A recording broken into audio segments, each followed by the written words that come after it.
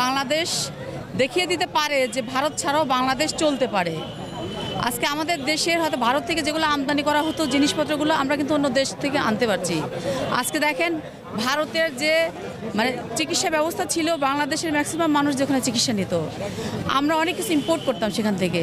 আজকে সকল কিছু বন্ধ, আজকে আমাদের কোনো লস নাই।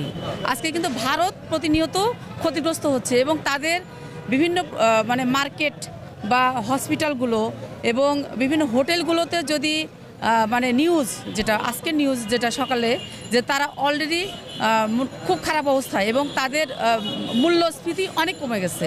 তো আমাদের কোনো লস নাই, আমরা ঠিক আছি এবং ইনশাল্লাহ আমাদের যে তারা যে হিন্দু মুসলিম ভিতরে যে দ্বন্দ্বের সৃষ্টি করবার জন্য যে একটা রাজনৈতিক ভাবে এটা ব্যবহার করছে, এটা আসলে বাংলাদেশের মানুষ ঐক্যবদ্ধ, বাংলাদেশের মানুষ এখন সেটা জানে এবং বোঝে এবং সেখান থেকে কখনো বিচ্যুত করা যাবে না।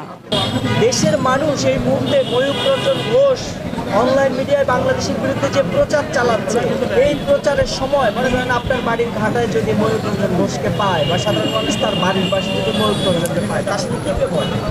আসলে ব্যবহারটা আসলে আমরা বাংলাদেশের মানুষ সবসময় গণতন্ত্রে বিশ্বাস করি এবং আমরা গণতান্ত্রিক ওয়েতে চলি এবং এই যে অপপ্রচার তারা যে চালাচ্ছে, এখন নির্দ্বিধায় আমি বলতে পারি আমার বাড়ির সামনে যদি তাকে পাই অবশ্যই আমি ধরবো এবং আইনের হাতে তুলে দেব।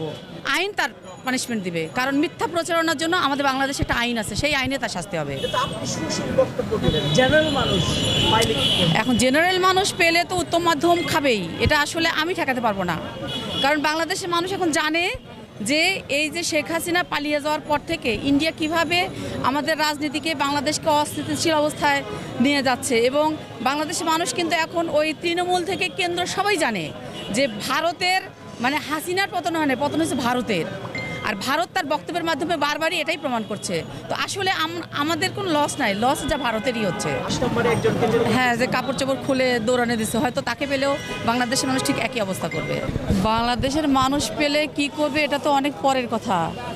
কথাটা হচ্ছে যে আমরা ভারতের সাথে সকল সম্পর্ক ছিন্ন করেছি।